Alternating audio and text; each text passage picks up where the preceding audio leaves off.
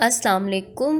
Algorithm के practical में आज हम फ्लो चार्ट ड्रॉ करेंगे, जिसके ज़रिए हम ये देखेंगे कि स्टूडेंट के मार्क्स की बेसिस पे उनको कौन सा ग्रेड दिया गया है। हमारे पास दो टर्मिनल है, मेन हम स्टार्ट को कहते हैं और एंड।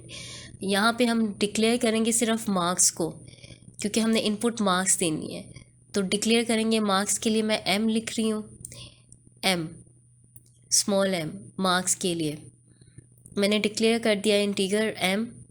अब मैं इनपुट क्या दूंगी, इनपुट भी हमारे पास आएगी m, यानी कि सिर्फ मार्क्स जो है वो हम डिक्लेयर करेंगे और इनपुट हमारी मार्क्स होगी। अब हमने ये देखने हैं कि हर स्टूडेंट के मार्क्स के मुताबिक क्या ग्रेड बनते हैं, तो हम इफ़ कंडीशन लगाएंगे। If marks small m space greater than and equal to, इनके दरमियान आपने स्पेस नहीं लिखनी, 90।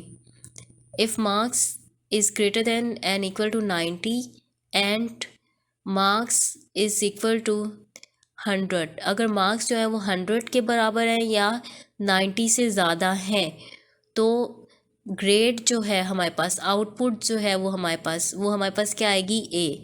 तो इन्वर्टेड कॉमर्स में लिखेंगे grade is a. Grade is a जो है वो हमारे पास आउटपुट आएगी अगर मार्क्स जो हैं वो 90 से ज़्यादा हैं और 100 के बराबर हैं।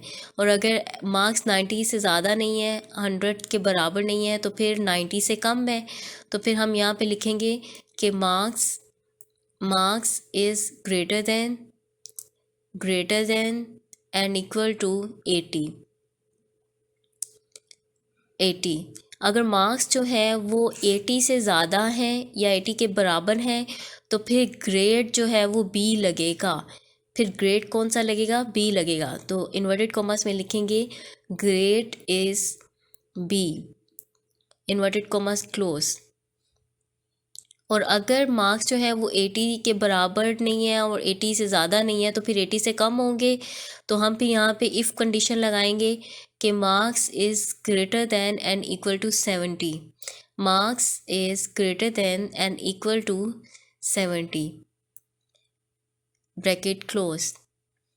अगर मार्क्स जो है वो 70 के बराबर है या 70 से ज़्यादा है तो ग्रेड क्या बनेगा, तो ग्रेड बनेगा सी। तो आउटपुट में हम क्या लिखेंगे, इन्वर्टेड कॉमर्स में grade is C, capital C, inverted commas close. और अगर नहीं है, 70 से कम है, तो फिर हम दोबारा से इफ़ कंडीशन लगाएंगे और इफ़ कंडीशन हमारे पास क्या आएगी, अगर मार्क्स 70 से कम है तो marks is greater than and equal to 60। Marks जो है वो फिर 60 से ज़्यादा है या 60 के बराबर है, तो फिर अगर ये ट्रू है तो फिर ग्रेड जो है वो क्या बनेगा, डी बनेगा। तो grade is D, inverted commas में लिखेंगे grade is D, inverted commas में लिखेंगे ग्रेड इज़ डी।